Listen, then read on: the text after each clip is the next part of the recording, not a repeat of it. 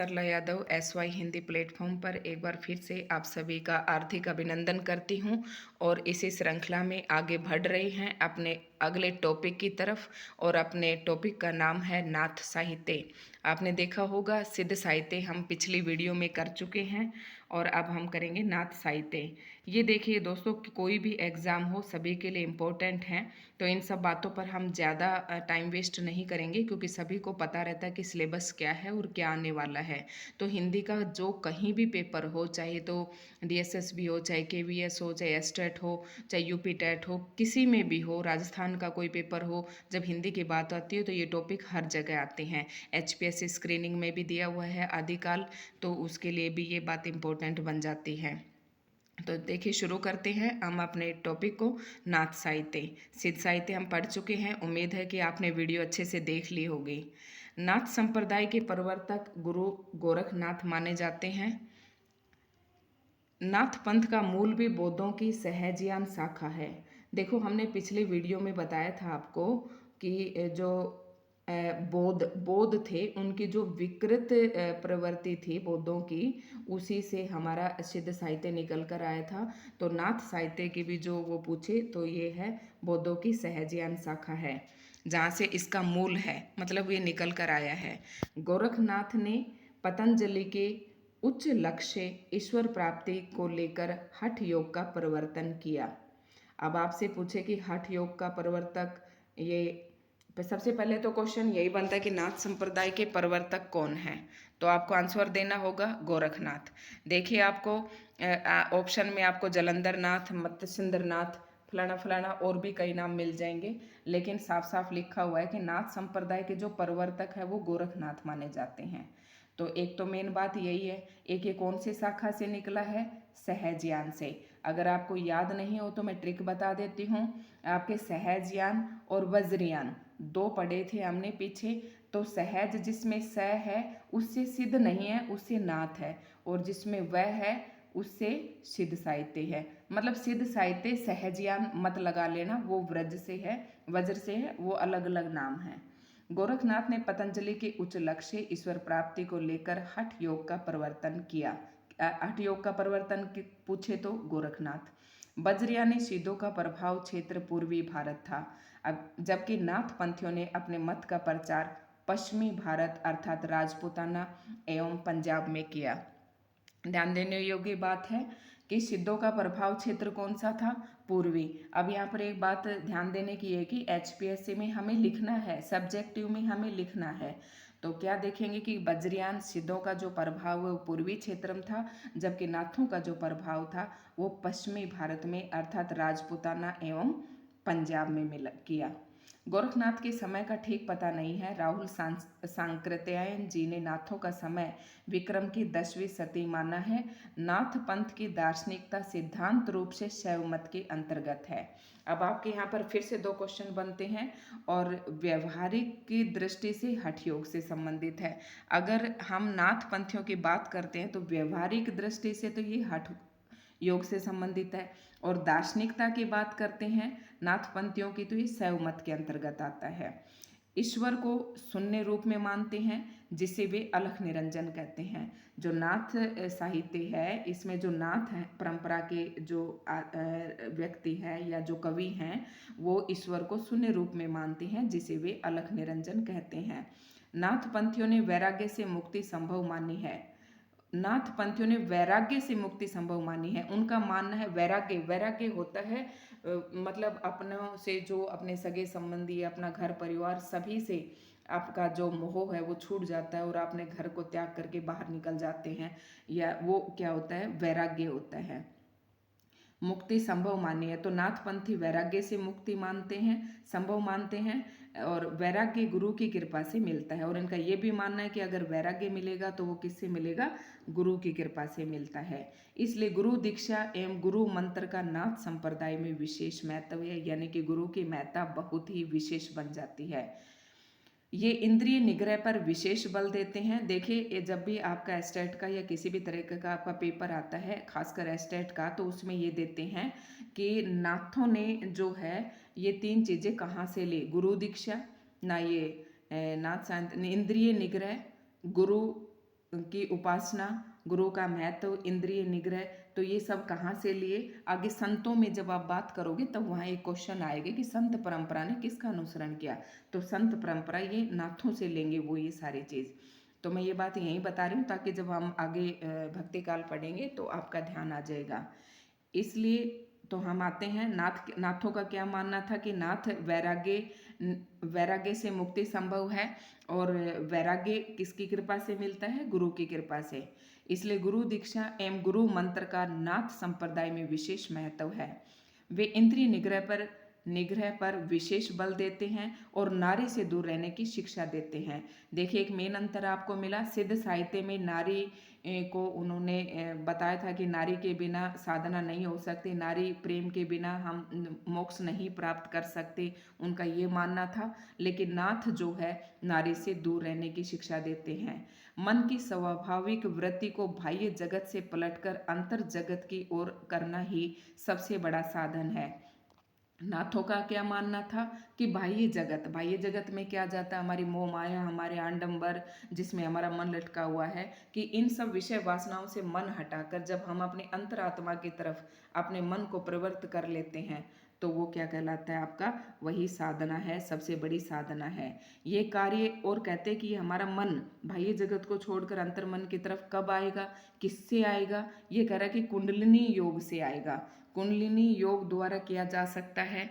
नाथ साहित्य में कुंडली योग तथा उससे जुड़े पारिभाषिक शब्द ब्रह्मरंध्र, षट चक्र, अनहदनाद, इड़ा पिंगला का प्रचुरता से प्रयोग हुआ है। ये जो मैंने 4-5 नाम बोले हैं ये सारे कुंडलिनी योग के अंदर आते हैं।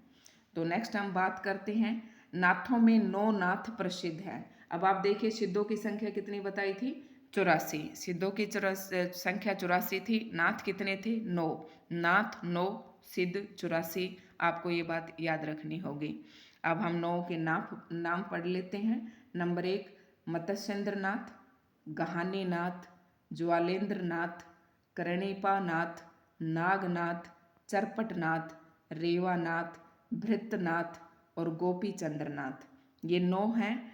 तो आपको इस 9 के 9 नाम आपको पता होना चाहिए, क्योंकि क्वेश्चन आपसे इस तरीके भी से पूछ सकता है। कोई भी आपको 4 ऑप्शन देकर 3 ये डाल देगा और कोई एक अलग से डाल के पूछ दे कौन सा नाथ नहीं है। तो एक बार इसको पढ़ जरूर लेना है।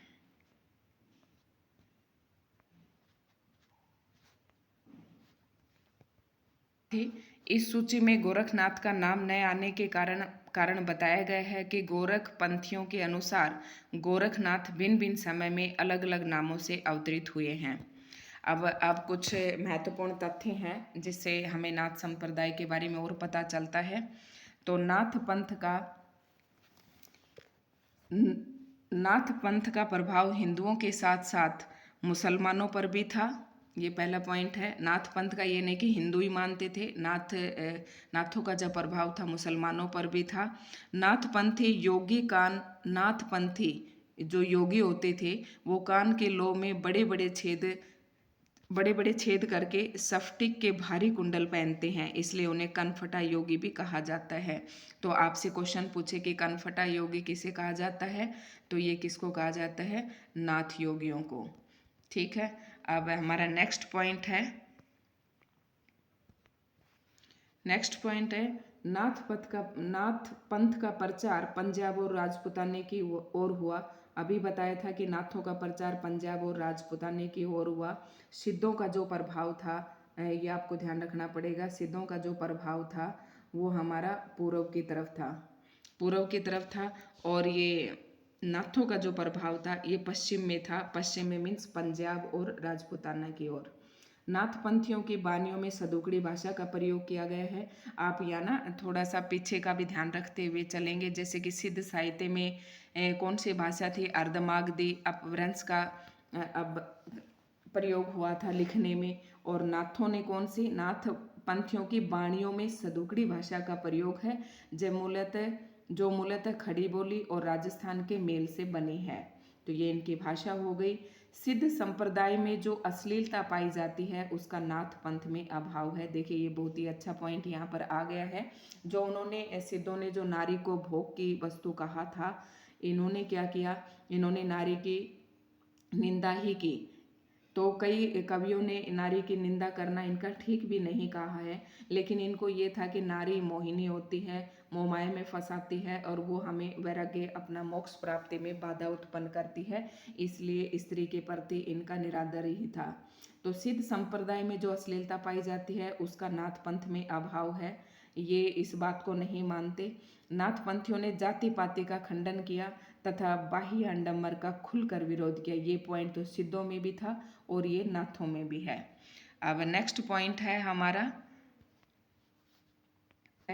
सदाचार, वाक संयम और कठोर ब्रह्मचर्य के साथ साथ आचरण की शुद्धता पर भी इन्होंने बल दिया। नाथ पंथ ने हिंदू समाज में प्रचलित रूढ़ियों पर भी प्रहार किया। और नेक्स्ट पॉइंट है गोरख पंथ की पुस्तकें गद्य और पद दोनों में उपलब्ध होती हैं। ये रचनाएं 1343 ईस्वी के आसपास की हैं। नेक्स्ट पॉइंट है नाथ पंथ का सर्वाधिक प्रभाव संत काव्य पर प्रवृत्ति हिंदी साहित्य में दिखाई पड़ता है। देखो वो बात जो मैं अभी कह रही थी कि ये जो भक्ति काल में आगे जाके संतों पर देखेंगे हम, तो वही बात इसने कहा है परवर्ती। परवर्ती मतलब आगे आने वाले सिद्ध हिंदी साहित्य में दिखाई पड़ता है। उनके भाव भाषा और छंद तीनों ही नाथ पंथ से प्रभावित हैं। देखिए क्वेश्चन कहीं भी और भी बन सकता है कि नाथ पंथ का सर्वाधिक प्रभाव संत काव्य के परवर्ती कवियों पर पड़ा। उनके भाव भाषा और छंद तीनों ही नाथ पंथ से प्रभावित थे। तो आपको समझ में आ गया होगा। एक बार मैं मोटा मोटा अगर आप कहें तो आपको रिवीजन करवा देती हूँ कि नाथ साहित्य का जो है प्रादुर्भाव कौन सी शाखा से हुआ, तो ये वज्रयान से हुआ। वज्र बै नहीं आएगा, वज्र है वो, वज्रयान से हुआ। और वज्रयान से हुआ जो हमने पढ़ा था ना पीछे कि वज्रयान से और सहजयान से सहजयान से नाथों का हुआ और वज्रयान से सिद्धों का हुआ। वज्रयान से सिद्धों का प्रादुर्भाव माना गया है और सहजयान से नाथों का प्रादुर्भाव माना गया है। अब जो नाथ पंथियों ने अपने मत का प्रचार कहाँ पर किया? पश्चिमी क्षेत्र में किया। नाथ पंथियों ने, आप इसके अपनी कोई ट्रिक बना लेना, नाथ पंथियों ने प्रचार पश्चिमी क्षेत्र में यानी कि पंजाब और राजपूताना में किया और सिद्धों ने अपना कहाँ पर किया। इस तरह से अगर हम तुलना करते हुए चलेंगे ना तो हमें थोड़ा जल्दी याद हो जाता है। सिद्धों ने कहाँ पर किया? पूर्वी क्षेत्र में किया अपना उसका। तो ये था। इनकी नाथों की भाषा कैसी है? सदोकड़ी भाषा है, खड़ी बोली और राजस्थानी के मेल से बनी है। और सिद्धों की भाषा कैसी थी? अर्धमागधी अपभ्रंश में लिखी हुई थी। ठीक है। और ये किसको, वो नारी को विशेष मानते हैं, लेकिन जो नाथपंथी हैं ये क्या करते हैं? स्त्री की निंदा करते हैं और इंद्रिय निग्रह पर विशेष बल देते हैं, नारी से दूर रहने की शिक्षा देते हैं। ठीक है। उसके बाद क्या है? नारी से दूर रहने की शिक्षा देते हैं और गोरखनाथ इसके प्रवर्तक कहलाते हैं और नाथों की संख्या जो है 12 है। तो ये आपको सारी बातें ध्यान रखनी है। लेकिन एस्टेट स्पेशल बच्चों को फिर से कह रही हूँ कि नाथ संप्रदाय के जो महत्वपूर्ण तथ्य जो मैंने 8-10 तथ्य बताए हैं इनको ध्यान से समझ लें, क्योंकि आजकल जो एस्टेट का जो पैटर्न है उनमें इसी तरह की 3 लाइनें देकर 4 लाइनें देकर आपसे पूछेंगे कि कौन सी सही है और कौन सी गलत है। तो एक बार ध्यान से पढ़िएगा और साथ साथ अपने नोट्स बनाते रहना। अगर आपको वीडियो पसंद आए तो लाइक शेयर और सब्सक्राइब जरूर करना। धन्यवाद।